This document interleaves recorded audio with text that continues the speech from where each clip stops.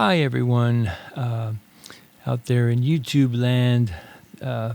This is my part one of a series of guitar etudes I'm going to call Emily's Jazz Guitar Etudes. So I'm doing these for my daughter Emily, who expressed to me a desire to learn to play some jazz guitar. So I just went ahead and wrote out some, what I thought was some basic, chord exercises and grips. So I'm doing this video for her, but she said it's okay if I just post it on YouTube and share it for all the folks. There will be a PDF available for these jazz etudes. So today I'm just going to do how I have it written about the first page. So there'll be a PDF that has a guitar tab, the names of the notes, and then also I wrote out some chord diagrams. Okay. So I'm just going to freeform, show you some different ways of playing these, and also I'll explain a little bit of the theory behind it. So my basic idea was to create some kind of, two, 4-chord, riffs and vamps that she could use, to riff over, create her own songs, and then eventually learn to play, jazz standards. Okay, so the very first chord, C major 7 in the first line, then A7 flat 9. So that's a diminished 7th chord, diminished 7th form, 2 3 2 3. Then D minor 7, the 2 chord. So, and then I'm going to add some melodic interest. Okay, and then here this is G7, flat 9, 13. So I chose to play this chord here. I'm using my 4th and 1st fingers because then I want to be able to add in that 3rd finger for the bass note. So I'll do that one more time. C major 7, A7 flat 9, D minor 7. Yeah, I'm using my 4th finger there. You can also use your 3rd finger. And then here I'm using my 4th and 1st finger. Okay, so then this could be like a nice intro to a song in C. Let me see, I'll just do something a couple times through. I'll just kind of give it a little bit of a rhythmic feel.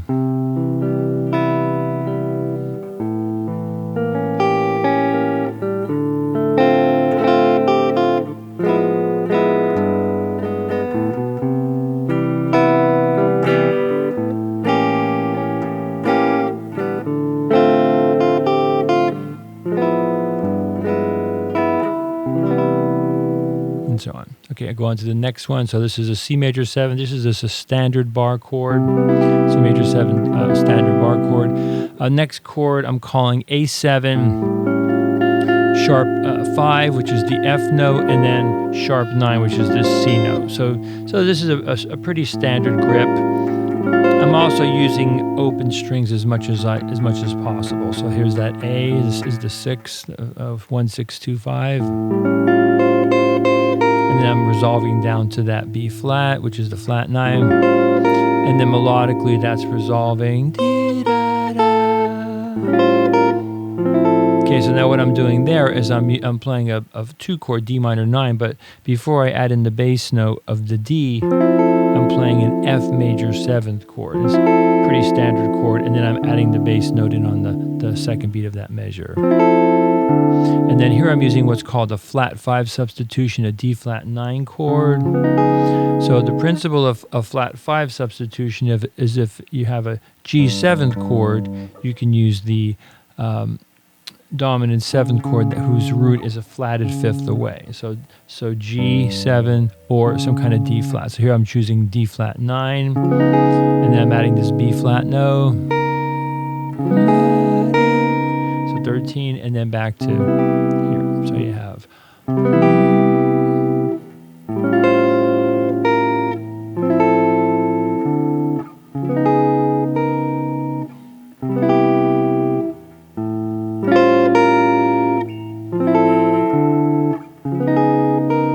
Maybe here I'll give it like a little bit of a kind of a swing feel, and then I'll notice what I did for that A7 chord. I'm taking some liberties with this, so that's a big part of learning to play jazz or really any kind of music is to know how to change either what you learned on a recording or what you see in the sheet music. So I'll give this a swing feel to the vol.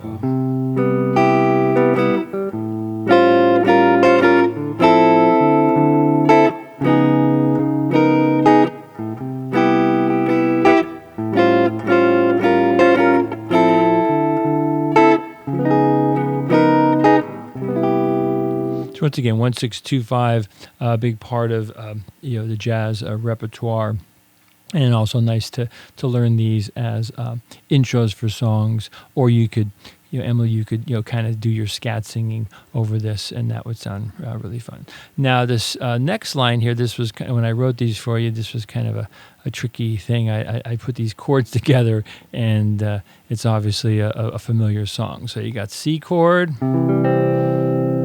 A minor 7, A minor 11. So I use the minor 11th when I mean a chord that comes from the minor pentatonic scale. Right, so I'm just going to digress here for a second on that second chord. So if I took my A minor pentatonic scale, and then if I played chords out of that, 5,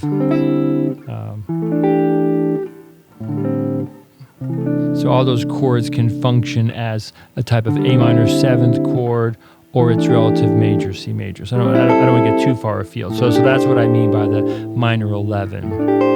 Okay, so I'll go back to the first chord. So C, A minor 11, standard E minor 7th bar chord. So here I'm once again I'm throwing in my open E's, A's, and D's as much as possible. And I'm using my fourth finger to get those second to 4. Okay, here's that diminished chord, minor 7. That's the same form I used before, 7-8, 7-8.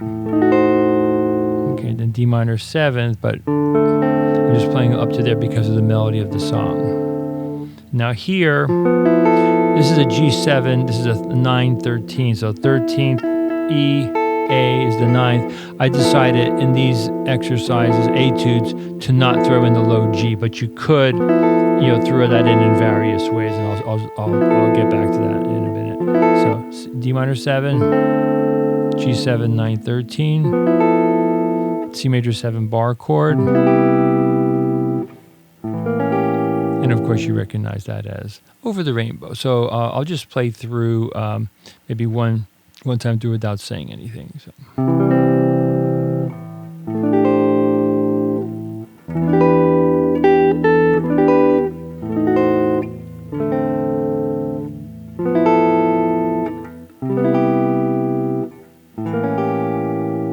So then what I decided to do with these is I just giving you just little pieces of songs and etudes and chord progressions that you can just start to learn some familiar grips.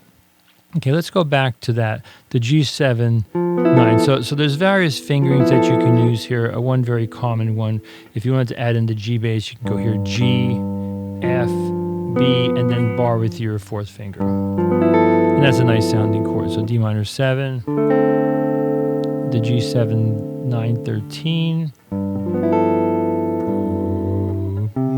and that leads really nicely into that. If you're playing with a bass player, you wouldn't need to play that. Yeah.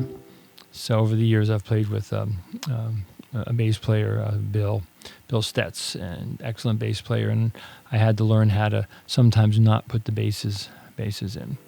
I'll play through the Over the Rainbow maybe 2 times, and I'll just add some little embellishments to those chords.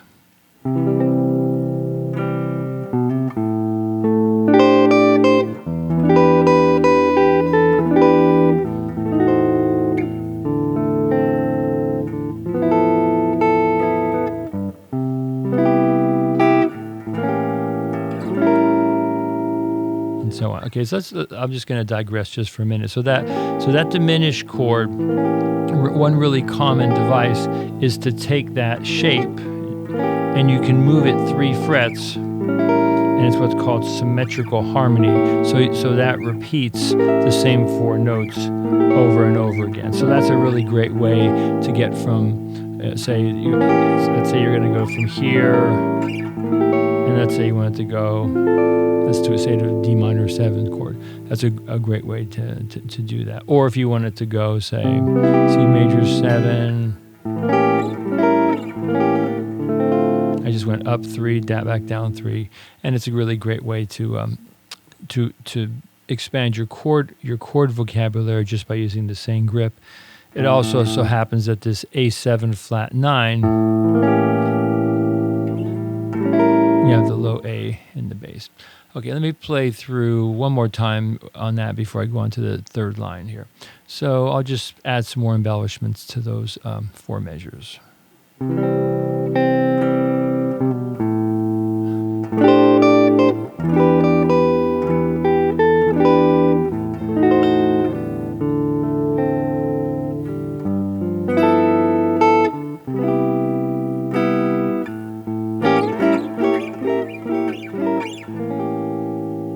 And so on. Okay, 3rd line, this is a G6-9. So once again, just this is part of a pentatonic scale, so I'll talk a little bit about that. So G6-9 is also the notes from E minor pentatonic. So if you just played this E minor pentatonic here, G, E, D, B, E, G, right. So and then if you formed chords from that pentatonic scale, you get different versions of either some kind of E minor 7th, or some kind of G chord, G6, G6-9. So different fingerings would work here. You can use 1, 1, 3, and then bring your 2nd finger over for that G note, or you can go 1, 1, 3, 4, or maybe something like 1, 3, 3. And then maybe bring your thumb over. Okay, so you have G6-9. Okay, now here, this is an E7 flat 9. So a good way to think about this, just think of this like a C7 chord, standard C7, D7, E7. And then I'm adding in that low E again. Then here's your root. There's your flat 9. Now here, what I'm going to do is I'm going to finger this differently. So I'm going to bar my finger here on the 6th fret. That way I can get this note, the 7th fret, and then I can add my pinky for that 8th, for that G note, which is the sharp 9. So F, G, so that's the 3rd and 4th beats. So first measure. Okay, now this is just a standard A minor 7th chord. Yes, so the beauty of this particular key of G, the low A is open, so that way I can just have a very simple form, and then I can add a melodic embellishment. So technically that would be considered 9.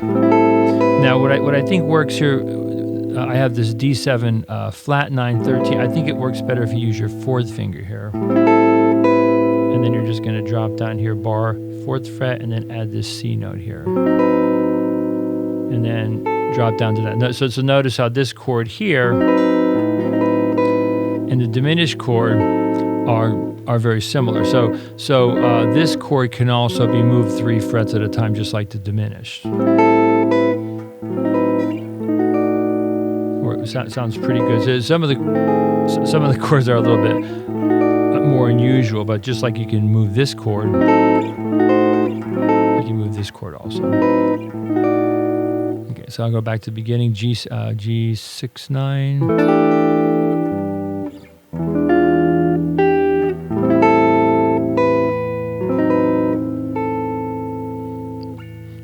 I'll play it maybe 2 times through. I won't talk, and I'll just add some melodic and rhythmic interest here.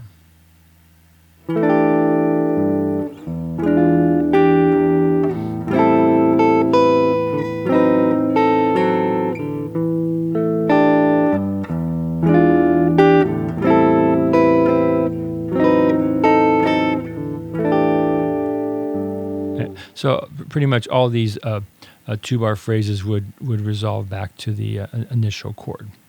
Okay, moving along, G major 7th chord, another standard chord form, just using the 3rd finger to bar. You could also maybe use your 4th finger to bar. So there's different reasons why you would use one finger or another. So whatever works good for you. Okay, so then this E7 flat 9. So in general, when you see flat 9, you can pretty much almost always use diminished. So I have that same diminished chord form I've been using, 9 10 9 10, and I'm dropping in the low E bass, and then I also have the same process here where I can move 3 frets in either direction. It's the same chord, depending on what I wanted to do melodically. So here I just did it simple. Here's that at A minor 11. So that's part of a A minor pentatonic scale. Okay, and then here, this is kind of like if you think of like a dominant 7 bar chord, and then I'm just playing the top 4 notes. So that's a 9, and then resolving. Okay, so there. I guess what you could do is maybe bar all the way across, just like a dominant 7th chord, but don't necessarily put this finger down. Just skip over that. That's a nice sound too. Okay, so I'll do the same thing. I'll play G major 7, and then and just change around some elements. Here we go. I like a ballad, so.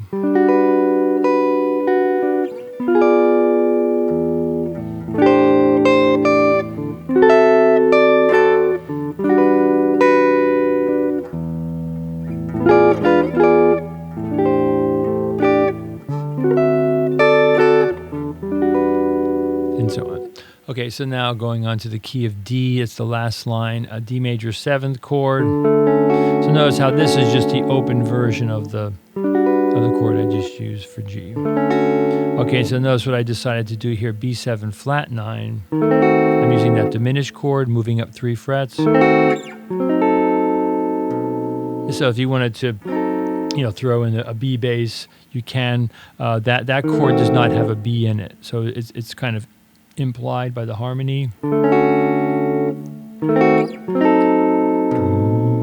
Okay, now here this is, and I'm calling this E minor 9. So this is a G major 7th chord, G, B, D, F sharp, and I'm dropping in a low E bass, so it's essentially E minor 9. All right, and then this is a nice cliche here. In the next page of Etudes, I actually changed this a little bit, but I'll just do this for today.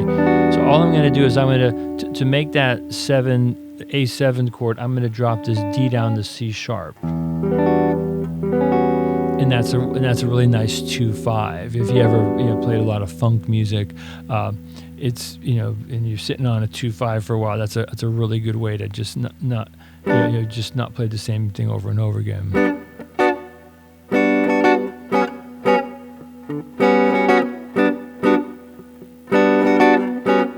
Yeah, so for that matter, any G major 7th chord, just take your D note and move it down to C sharp, and that becomes an E minor 9 to some kind of A7 chord.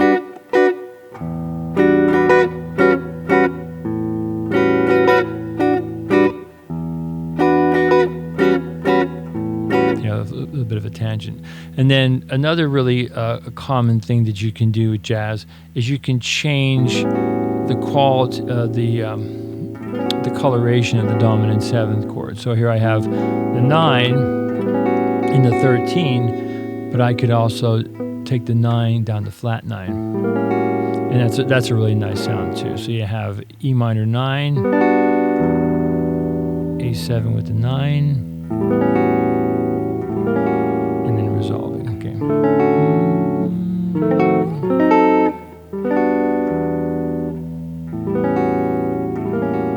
Okay, so I'll play that a couple times with just a little bit of a rhythmic feel, and maybe I'll just embellish it a little bit melodically. Here we go.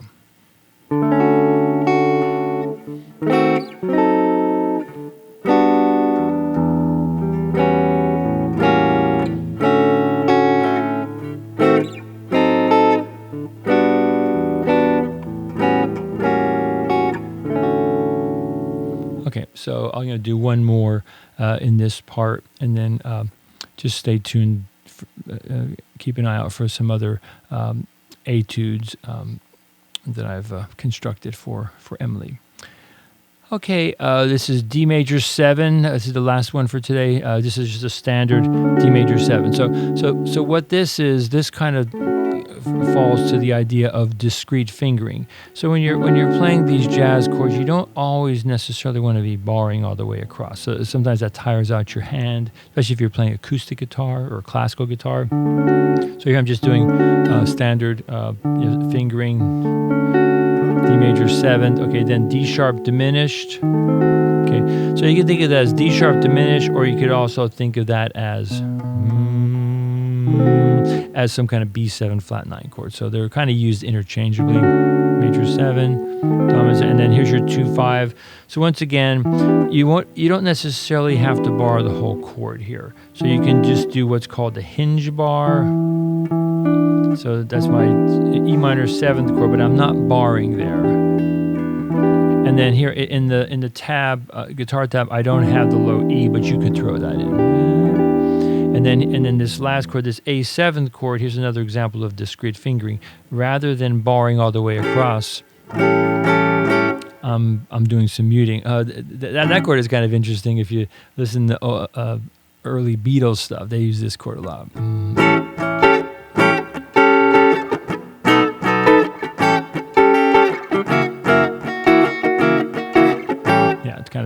Kind of a cool sound. All right, so what I'm suggesting here is play 5/7, then mute the 4th string, play the 6th, and then play the 8th fret. So that and then you're also muting this. You're muting the 1st string. So you have major 7, and it's just a lot easier on your hand to play it like that. Okay, and I think I'll just play this with just kind of like a swing feel. Maybe I'll just play this as like 4 times through as a kind of a light swing vamp.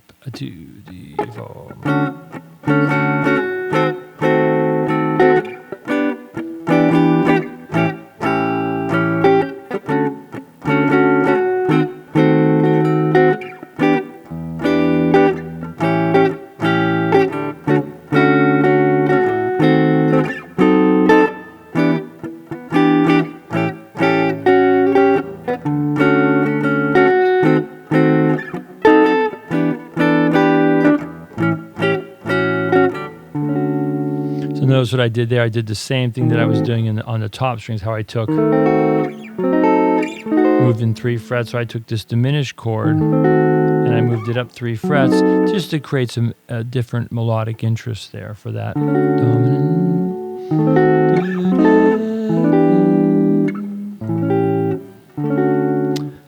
Okay, Emily, so there's your part 1, Emily's jazz guitar etude. So I hope you find that fun to play, enlightening, and you can write your own riffs or use these chord voicings to learn how to play different kind of jazz songs.